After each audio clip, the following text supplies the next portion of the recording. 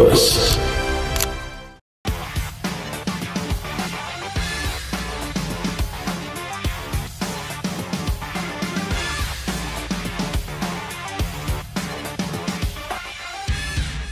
Merci pour votre fidélité à notre émission Écho du Togo. Franchement, ça nous fait plaisir. Ce soir, nous allons discuter des dernières élections sénatoriales au Togo. Évidemment, une élection qui a été animée par ce qu'on peut appeler au Togo désormais les grands électeurs. Une élection qui a vu unis, consacrer 37 sièges sur 41. Un sacre, on va en parler ce soir dans cette émission. On va analyser surtout les contours de cette émission. On verra les candidats qui sont issus de l'opposition à la base, qui ne devraient pas se retrouver là-bas, mais qui ont eu des sièges. On parlera un peu de tout ça. On verra également la répartition de ces différents sièges au Sénat. On verra l'implication que ça a sur le terrain de jeu géopolitique du Togo ce soir. Nous avons notre désormais consultant. Eh bien oui, désormais c'est notre consultant, ce n'est plus l'analyse politique, c'est désormais le consultant Horus Donkouvi. Vous allez de temps en temps le voir. Disons que vous allez le voir désormais à plus de 90% ici sur ce plateau. Horus, bonsoir. Bonsoir Roger, bonsoir à tous ceux qui nous suivent. D'accord. Alors je pense qu'en tant qu'observateur avisé, vous avez suivi, tout comme moi, d'abord les campagnes des élections sénatoriales qui sont bien sûr déroulées sur les réseaux sociaux. Qu'est-ce que déjà ça vous a inspiré, ces élections? On ne parle pas encore des résultats. Pas grand-chose. Hein. Je n'ai pas remarqué que les gens avaient... disons que cette élection a suscité l'engouement. C'est passé, je veux dire, quasi inaperçu. Limite même, on pourrait se demander s'il y a des Togolais qui étaient au courant qu'il y avait des élections sénatoriales. Mais à suivre les médias internationaux, on avait l'impression qu'il y avait quelque chose d'assez géant au pays, quoi. Bon, les médias internationaux ont fait leur travail de report de l'information, mais après, au niveau du Togo, tout s'est passé calmement. Les gens sont partis regarder leur Ligue des Champions, d'autres sont partis faire leur commerce. Et après, de façon patiente, tout le monde a attendu les résultats qui n'ont pas surpris grand monde en fait. À la limite, pour la vendeuse d'Adémé, par exemple, au marché, c'était un non-événement. Oui, est-ce qu'elle sait même qu'il y a eu élection sénatoriale? Je doute qu'elle le sache. Et puis après, vu ce qui s'est passé ces derniers mois, il y a de quoi décrocher de la chose politique togolaise. C'est-à-dire, à la base, en 2025, nous étions censés faire une élection présidentielle. En quelques mois, on a changé de constitution. On a adopté une constitution qui n'avait pas été plus ou moins expliquée aux populations. Après, on a eu les diverses élections, les législatives. Là, on a les sénatoriales. Jusqu'à présent, on n'explique pas convenablement aux gens en quoi va consister le rôle du sénateur. On a expliqué quand même que ce sont des avancées démocratiques et que le Togo est sur le point d'améliorer la gouvernance démocratique. On tend vers plus de démocratie, comme si se fait par exemple en Allemagne, en Israël, je sais. Non, le problème n'est pas que ça puisse constituer une avancée démocratique. Le problème, c'est que l'avancée que l'on vante, que les gens sachent comment en user, comment l'utiliser. Si par exemple, je sais pas, je prends un exemple, vous avez une voiture et que le vendeur vient vous dire que non, que sur cette voiture, il y a une option et que le vendeur ne vous explique pas en quoi constitue l'avantage de cette option, vous avez la voiture, ok d'accord, mais comment vous utilisez l'option, à quoi elle vous sert? Et la question elle est là, c'est-à-dire que ce soit la 5e République ou que ce soit l'élection des sénateurs qui viennent et qui sont nouveaux pour les populations, la question est est-ce qu'elles se sont correctement appropriées l'outil? C'est ça la question. Si elles se sentent impliquées dans les faits, on aurait eu un engouement, on aurait eu une réaction, on aurait eu ne serait-ce qu'un débat, même ne serait-ce que dans la rue, on aurait entendu les gens, comme cela se passe généralement dans les élections togolaises, on aurait eu des appréciations diverses des gens, quels qu'ils soient, de quelle appartenance qu'ils soient, ou bien de quel statut social ou professionnel qu'ils soient, mais ce n'est pas le cas. Les gens se sont levés un matin, on leur a dit ok, il y a une élection dans quelques jours, ok, ils se sont couchés, après on leur a dit bon, les élections sont finies, on a eu les résultats. Bon, un peu comme c'est déroulé les changements de constitution, quoi. Oui, on dort, on se réveille, on découvre du neuf. Ah ok, d'accord, il y a quelque chose de d'accord, on a changé de constitution. Et comme en réalité les gens n'arrivent pas à s'imprégner de la chose, au final, ils attendent que ça soit traduit dans les actes pour voir en quoi ce qui a été innové constitue un changement. Donc pour l'instant, le Togolais en mode, comme le disent les jeunes, ils sont ainsi, quoi. Oui, ils vont être ainsi, ils attendent. Plus que l'exercice a consisté à leur dire c'est quelque chose qui est bien. C'est quelque chose qui va améliorer les choses. Bon, on a essayé, après avoir adopté une tentative de, comment dirais-je,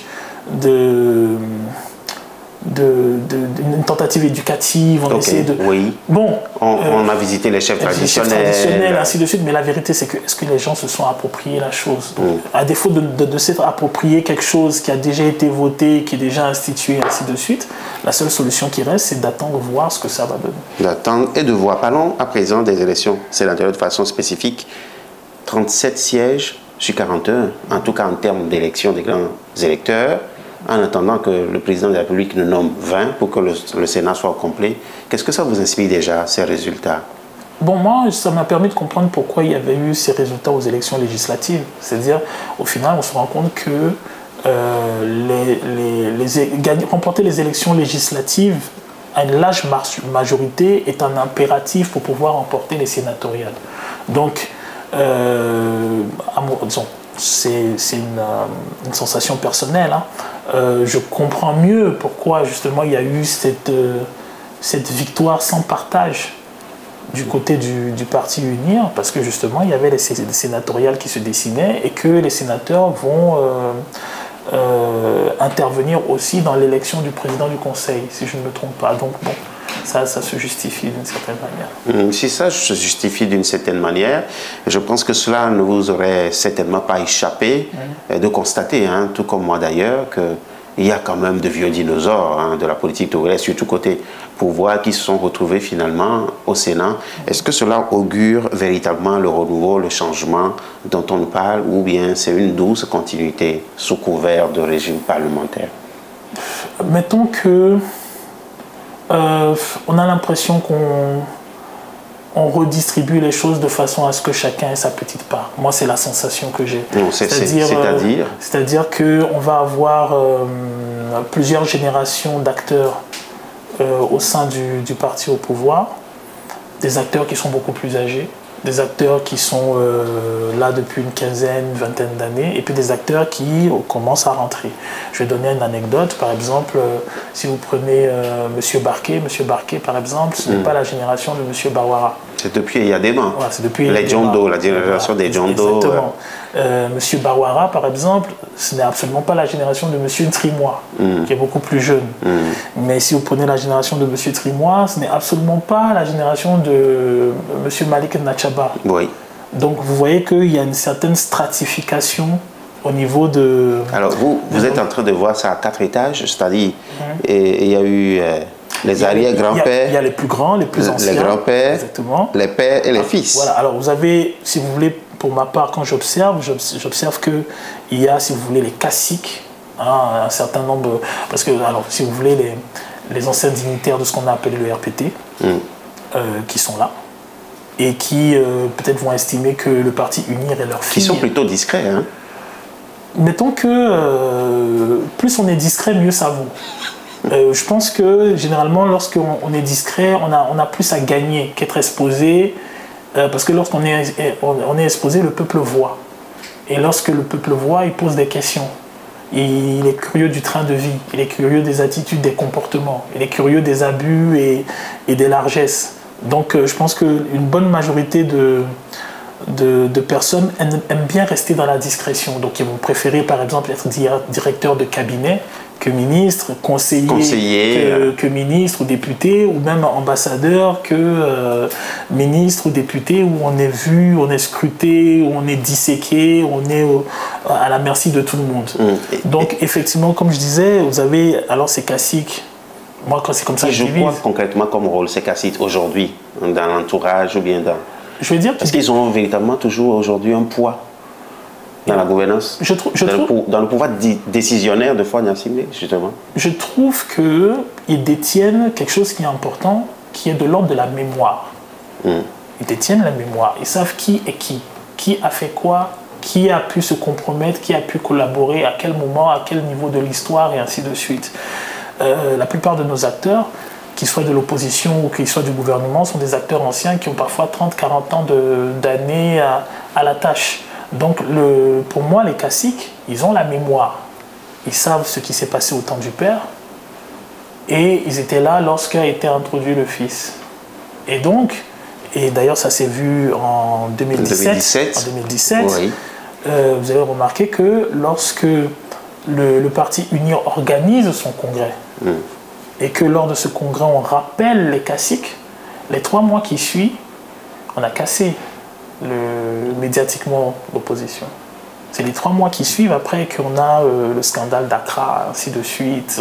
On a des choses qui fuitent dans la presse et on commence à démolir plus ou moins la plupart des tenanciers de la contestation à ce moment-là. Donc ce sont des gens, les caciques, ce sont des gens qui sont certes discrets, mais ce sont des gens qui sont extrêmement puissants, puissants dans le sens où ils détiennent la mémoire. Maintenant, après cela, il y a ceux qui sont, on va dire, du cercle proche, qui sont membres du MIA, qui sont du cercle proche. Vous allez voir que ce sont des personnes qui vont faire 15 ans, qui vont faire 20 ans. Si vous faites 15 ans, dans l'ordre des Bawara, des Sina Lawson. Voilà. Alors, lorsque vous faites 15 ans, 20 ans dans une équipe, ça veut dire que vous avez la confiance du chef d'équipe. Ça veut dire que vous faites partie de son cercle proche, de ses intimes. Après, vous avez ceux qui sont beaucoup plus jeunes qui viennent, qui intègrent. Qui doivent se tailler aussi une place. Qui doivent se tailler une place. Mais, comment dirais-je, ça donne l'impression d'un renouvellement. Ça donne l'impression à tout jeune qui a un tant soit peu, comment dirais-je... envie d'aller en politique. Envie d'aller en politique, qui a une stature intellectuelle, qui est revenu fraîchement, qui estime avoir des idées, et ainsi de suite. Ça lui donne la conviction et l'impression que, lui, il peut se tailler une place dans le giron. Et effectivement, on a eu de nouvelles personnes que l'on voit maintenant, que l'on ne voyait pas avant. Par exemple, quand on voit M. Kokoroko, on voit M. Iou, on voit un certain nombre d'acteurs qu'on ne voyait pas il y a 15 ans, on ne voyait pas il y a 20 ans, et ainsi de suite. Et justement, peut-être qu'on en parlera plus tard, pour moi, c'est un des déficits du côté de l'opposition togolaise. C'est le fait de ne pas pouvoir montrer eux aussi de nouveaux acteurs, de nouveaux jeunes, de nouveaux visages, de nouveaux intellectuels, de nouvelles convictions qui vont, elles aussi, montrer que non, qu'il y a une évolution générationnelle. Et ça, c'est important, parce qu'il faut justement que les populations puissent se reconnaître à travers le message, mais surtout à travers le personnage. Est-ce qu'en termes de capital humain, est-ce que l'opposition a véritablement une profondeur stratégique qui lui permet quand même de se prêter à ce jeu-là? Si.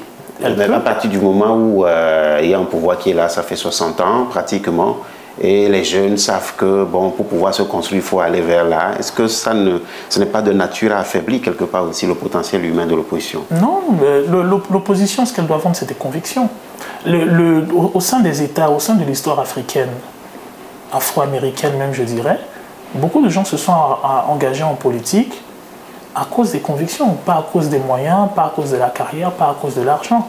Il y a une anecdote qui est très intéressante. Quand par exemple on prend le cas du Sénégal, où on a Sonko et Faye qui sont en prison et qui, malgré qu'ils sont en prison, se font élire. Mais on a eu la chose au Togo. Olympio était en prison lorsqu'il gagne les élections. Je crois pas qu'il 58. Voilà, je ne crois pas qu'il avait beaucoup plus de moyens que le pouvoir colonial. Donc aujourd'hui, vous voulez dire que l'opposition manque des hommes de conviction?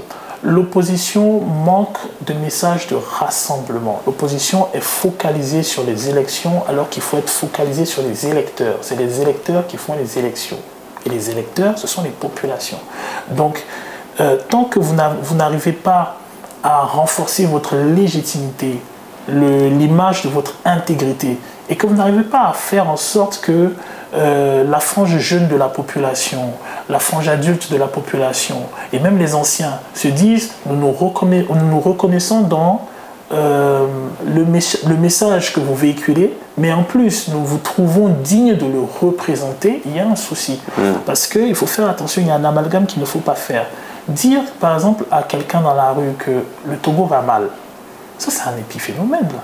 Les gens, on sait quoi. Ils savent, ça c'est pas un souci de dire, oui, voilà, il y a ça qui ne marche pas, il y a tel souci, il y a tel... Ça c'est pas un problème. C'est assez visible comme le nez dans le visage. Oui, c'est pas... Alors, par contre, prétendre être légitime à porter le combat du peuple, c'est-à-dire faire en sorte que ce peuple se dise, oui, j'accepte de déléguer de l'énergie, de la confiance, des finances à tel leader afin qu'il puisse porter cette lutte et ce message, c'est une chose, c'est totalement différent.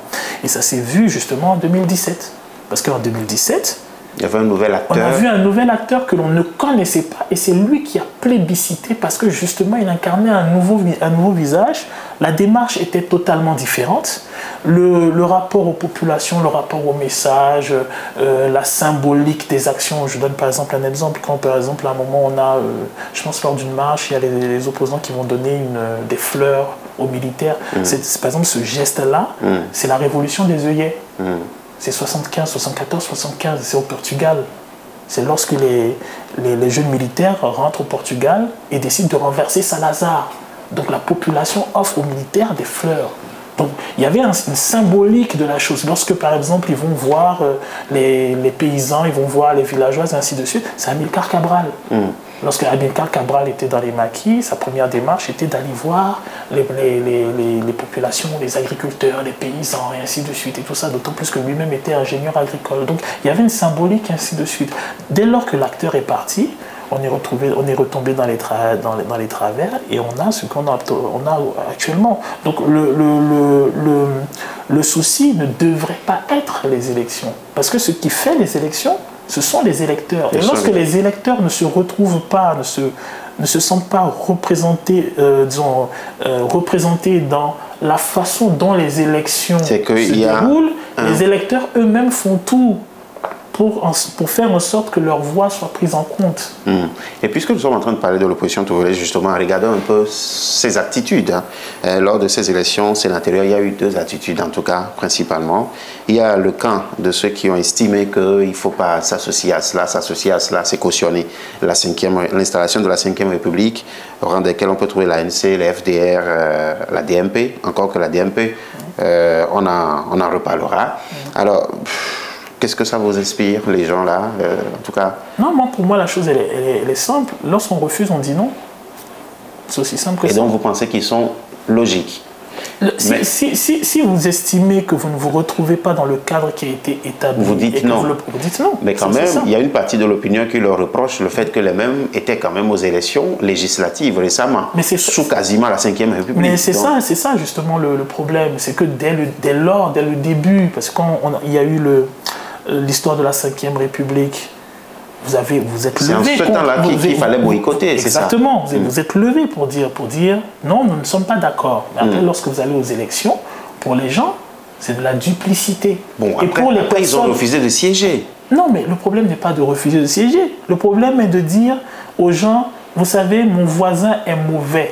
C'est mon ennemi, je ne l'aime pas. Maintenant, la même personne à qui vous dites ça, vous voyez le voisin, il fait son plat de foufou et il vous voit en train de tremper les doigts dans son plat. Bon, vous revenez après, vous lui dites non, son foufou n'était pas bon, je ne l'aime pas. Mais la personne va vous poser la question de savoir, mais je ne te comprends pas. Tu m'as dit que tu n'aimais pas le voisin, pourquoi tu es parti tremper les doigts dans son foufou? Oui, il se justifie en disant que bon... au commencement existaient les élections législatives, quoi. Bon, moi, j'essaie de raconter ça sous format biblique. Au commencement étaient les élections législatives et que ce n'est pas forcément la Ve République qui a amené les élections législatives. Pour preuve, quand on leur pose la question de savoir est-ce que finalement ils vont participer aux élections municipales à venir, la réponse reste la même. Ça n'a rien à voir avec la Ve République. On peut bien boycotter les sénatoriales et puis participer aux élections municipales. Est-ce que ça ne se comprend pas? Ce sont les élections législatives qui ont permis l'élection des grands électeurs qui actuellement sont en train de nommer les sénateurs. Donc, si on a participé... à un moment, si vous décidez de participer, vous assumez pleinement de participer et vous justifiez à vos électeurs le fait de participer. Mais si vous dites aux gens, non, nous ne sommes pas d'accord, nous ne sommes pas d'accord avec ça, vous assumez le fait de dire non. Et encore une fois, l'erreur, à mon sens, c'est de penser que non, que la première chose à conquérir, ce sont les élections. La première chose à conquérir, ce sont les électeurs. Ce sont les électeurs qui votent. Donc, par conséquent, si vous n'êtes pas crédible, lorsqu'on fait les élections, l'électeur ne vote pas pour vous parce qu'il estime que vous n'êtes pas crédible. Le défi, en tout cas pour moi, en tout cas à mon sens, le défi pour moi de l'opposition, c'est de pouvoir reconquérir les cœurs d'une population qui estime que la politique est mafieuse, qu'il ne faut pas en parler, qu'il ne faut pas s'en mêler et que tout le monde est véreux. D'accord. Alors ça, c'est la première attitude de l'opposition. Mais il y a l'autre partie de l'opposition qui, quand même, a décidé de participer à ces élections.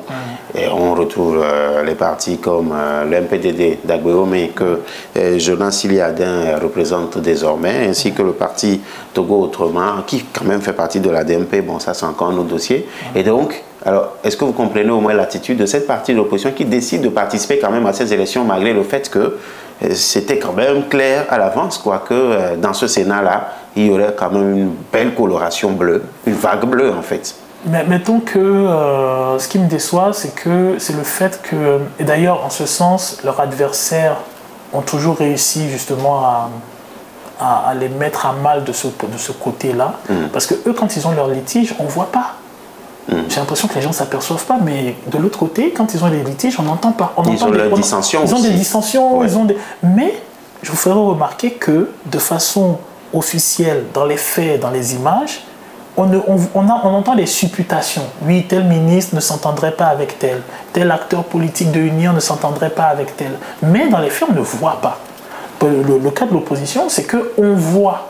Et ce qu'on voit, c'est que au sein des partis, au sein des coalitions, on n'assiste pas au débat contradictoire.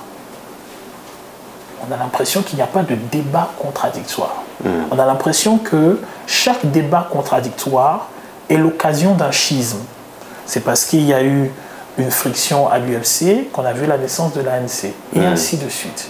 On a vu pour le cas, il y a eu une friction au niveau du cas, il y a eu une scission, on a eu de nouveaux partis, et ainsi de suite. Donc la question le mauvais exemple qui est, c'est le fait qu'au sein d'un parti, au sein d'une coalition, il ne puisse pas avoir un débat contradictoire.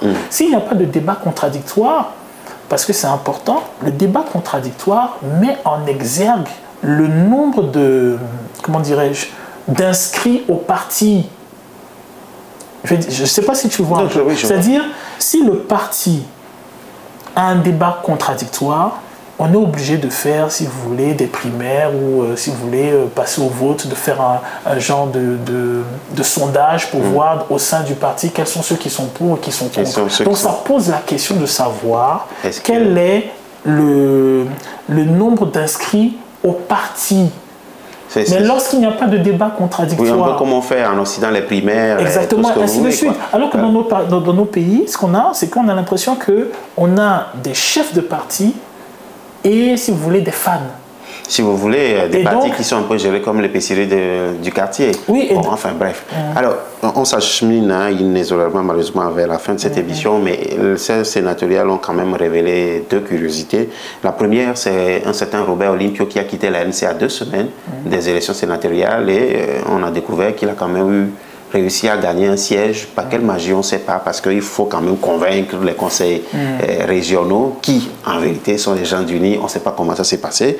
Et pour finir, il y a un certain Fulbert Atisso qui fait partie de la DMP qui, lui aussi, Mais son parti a réussi à avoir un siège, alors qu'entre-temps, la DMP a boycotté les élections. Cette de curiosité, qu'est-ce que ça vous explique pour pouvoir terminer cette émission? Disons, ça montre tout simplement que non, qu'il n'y a pas de solidité au sein des partis dont ils étaient les mentors. C'est ce que ça inspire. C'est violent, en fait, comme image. Qu'est-ce que je peux dire? Ils ont décidé de se présenter contre l'avis de leur parti. Ils sont élus. Alors, c'est l'ironie. C'est pour ça que je dis que les partis d'opposition prêtent le flanc surtout au bâton qu'on leur donne. Parce que, si vous voulez, le fait qu'ils soient virés de leur parti laisse à penser qu'ils ne soient pas plébiscités. Ils vont aller à une élection, ils vont être élus. Ce qui renvoie à un imaginaire contraire. Et cet imaginaire contraire-là met à mal le parti. Et cet imaginaire contraire qui met à mal le parti, met à mal malheureusement mon émission. Parce que le temps est passé si vite. Horus, c'est toujours un plaisir de t'avoir sur ce plateau. Heureusement que maintenant, ça va être quasi quotidien. Donc, on se dit la prochaine fois. Merci à vous également pour la confiance. C'est toujours un plaisir de vous servir. On se dit à la prochaine.